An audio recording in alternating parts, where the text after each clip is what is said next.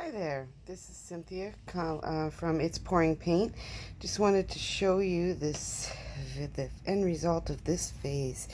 I just did put a first shot of, yeah, it's not focusing, of sealant on it. And oh, look at that, now it's focused. Just beautiful. So yeah. I'll probably put 2 or 3 more of these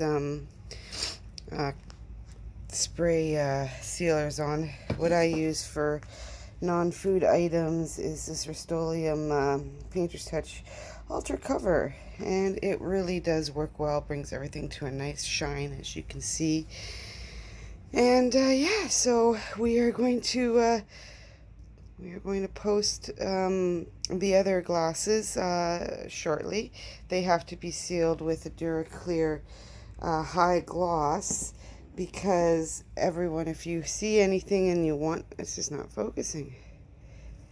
You want, oh, there it goes, AP. It means approved product, and it is non-toxic. So I use this stuff for anything that's going to be food related, glasses, stuff like that, anything that maybe be put to their mouth. And I use that for vases, or artistry and stuff like that.